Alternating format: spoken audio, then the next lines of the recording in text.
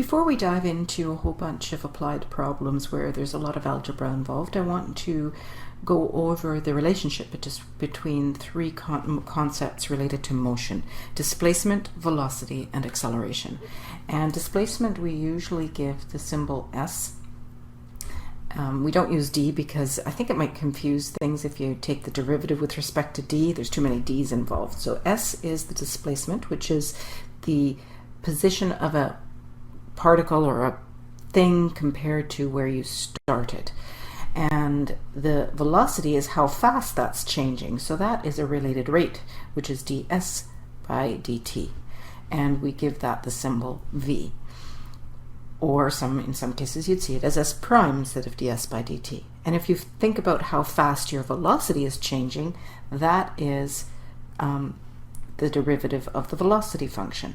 So there's three ways of doing that one too. It's the derivative of the velocity function, is how fast velocity is changing, or you could write it as the second derivative of the position function, or you could just write it as s double prime, which is acceleration. So notice that if you're given information about displacement and you want acceleration and you're going in this direction, you take the derivative. And we've done that in previous units. Why I'm talking about it right now is because what if you're given acceleration? How do we go backwards? Well, if we're going forwards, we take the derivative. If we're going backwards, we take the antiderivative.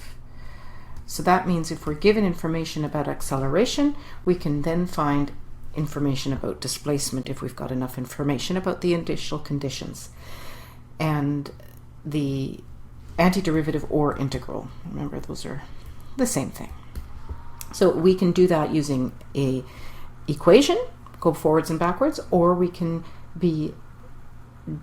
think of it as a graph. So if we're given, for example, a graph of acceleration versus time, let's say it's a steady acceleration like 9.8 meters per second squared, which I think most of you might recognize as the acceleration due to gravity. If I wanted to go backwards and figure out the velocity at a certain time, it would be the area under the curve. And then go backwards again and you take the area again. So we're going to practice mainly using expressions, but there's going to be a couple of examples where I use a graph as well.